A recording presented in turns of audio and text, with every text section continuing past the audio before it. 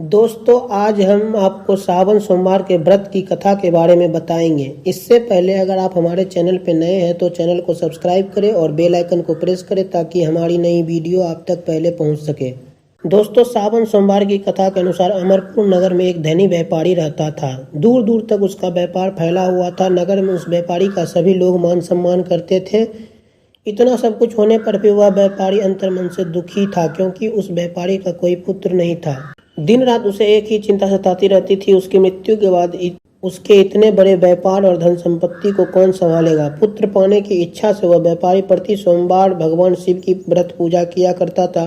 संध्या काल को व्यापारी शिव मंदिर में जाकर भगवान शिव के सामने घी का दीपक जलाया करता था। उस व्यापारी की भक्ति देखकर एक दिन पार्वती ने भगवान शिव से कहा, हे प्राणनाथ, यह व्यापारी आपका सच्चा भक्त है। कितने दिनों से यह सोमवार का व्रत और पूजा नियमित कर रहा है। भगवान, आप इस व्यापारी की मनोकामना अवश्य पूर्ण करें। भगवान शिव ने मुस्कुराते हुए कहा, हे पार्वती, इस संसार में सबको उसके कर्म के अनुसार फल की प्राप्ति होती है। प्राणी जैसा कर्म करते हैं उन्हें वैसा ही फल प्राप्त होता है। इसके बावजूद पार्वती जी नहीं मानी। उन्होंने आग्रह करते हुए कहा, नहीं प्राणनाथ, आपको इस व्यापारी की इच्छा पूरी करनी ही पड़ेगी। यह आपका अनन्य भक्त है। प्रति सोमवार आपका विधिवत व्रत रखता है और पूजा अर्चना के बाद आपको भोग लगाकर एक समय भोजन ग्रहण करता है। आपको इसे पुत्र प्राप्ति का वरदान देना ही होगा।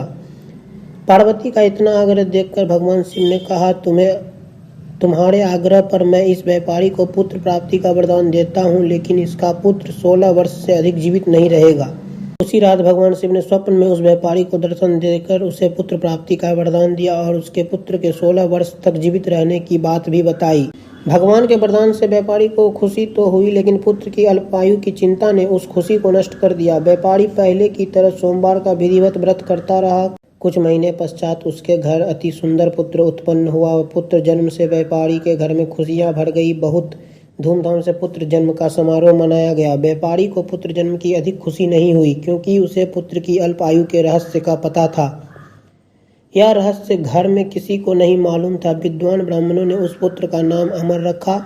जब अमर 12 वर्ष का हुआ तो शिक्षा के लिए उसे वाराणसी भेजने का निश्चय हुआ। व्यापारी ने अमर के मामा दीपचंद को बुलाया और कहा कि अमर को शिक्षा प्राप्त करने के लिए वाराणसी छोड़ आओ। अमर अपने मामा के साथ शिक्षा प्राप्त करने के लिए चल दिया। रास्ते में जहाँ भी अमर और दीपचंद रात्रि विश्राम के लिए ठहरते वहीं यज्ञ करते और ब्राह्मण को भोजन कराते थे। लंबी यात्रा के बाद अमर और दीपचंद एक नगर में पहुंचे। उस नगर के राजा की कन्या के विवाह की खुशी में पूरे नगर को सजाया गया था। निश्चित समय पर बारात आ गई, लेकिन वर का पिता अपने बेटे के एक आंख से काने होने के कारण बहुत चिंतित था। उसे इस बात का भय सता रहा था कि राजा को इस बात का पता चलने पर कहीं वह विवाह से इनकार न कर दे, इससे उसकी बदनामी होगी। वर के पिता ने अमर को देखा तो उसके मस्तिष्क में एक विचार आया। उसने सोचा, क्यों न इस लड़के को दूल्हा बनाकर राजकुमारी से विवाह करा दूं। विवाह के बाद उसको धन देकर विदा कर दूंगा और राजकुमारी को अपने नगर में ले जाऊंगा। वर के पिता ने इसी संबंध में अमर और दीपचंद से बात की। दीपचंद ने धन मिलने के लालच में वर के पिता की बात स्वीकार कर ली। अमर को दूल्हे के वस्त्र पहनाकर राजकुमारी चंद्रिका से विवाह करा दिया गया।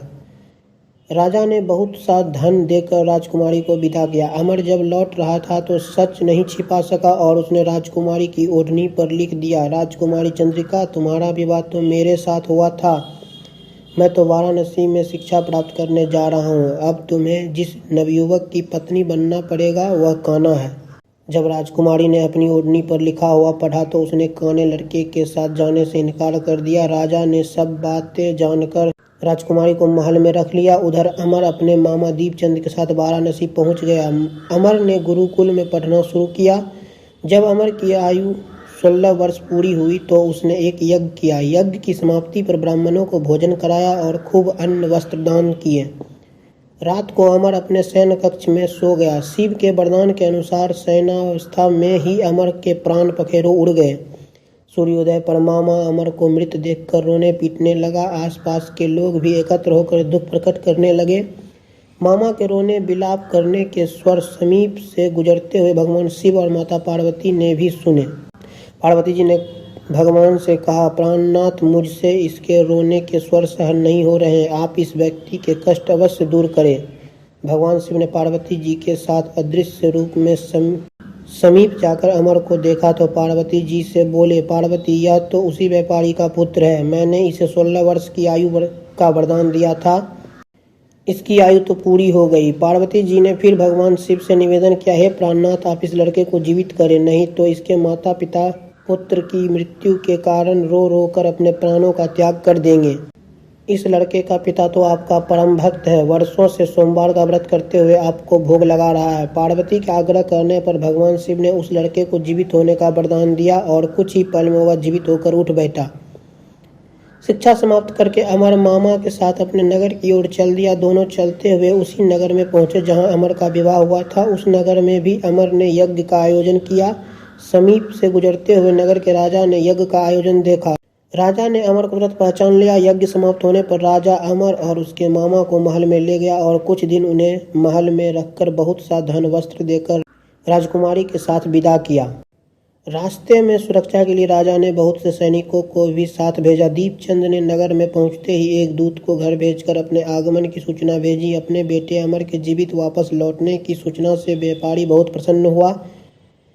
व्यापारी ने अपने पत्नी के साथ स्वयं को एक कमरे में बंद रखा था। भूखे प्यासे रहकर व्यापारी और उसकी पत्नी बेटे की प्रतीक्षा कर रहे थे। उन्होंने प्रतिज्ञा कर रखी थी कि यदि उन्हें अपने बेटे की मृत्यु का समाचार मिला तो दोनों अपने प्राण त्याग देंगे। व्यापारी अपनी पत्नी और मित्रों के साथ नगर के द्वार पर पहुंचा। अपने बेटे के विवाह का समाचार सुनकर पुत्रवधू राजकुमारी चंद्रिका को देखकर उसकी खुशी का ठिकाना न रहा। उसी रात भगवान शिव ने व्यापारी के स्वप्न में आकर कहा, हे श्रेष्ठी, मैंने तेरे सोमवार के व्रत करने और व्रत कथा सुनने से प्रसन्न होकर तेरे पुत्र को लंबी आयु प्रदान की है। व्यापारी बहुत प्रसन्न हुआ। सोमवार का व्रत करने से व्यापारी के घर में खुशियां लौट आई। शास्त्रों में लिखा है कि जो स्त्री पुरुष सोमवार का विधिवत व्रत करते हैं और व्रत कथा सुनते हैं उनकी सभी इच्छाएं पूरी होती हैं। तो दोस्तों यह कथा थी सावन के सोमवार व्रत की।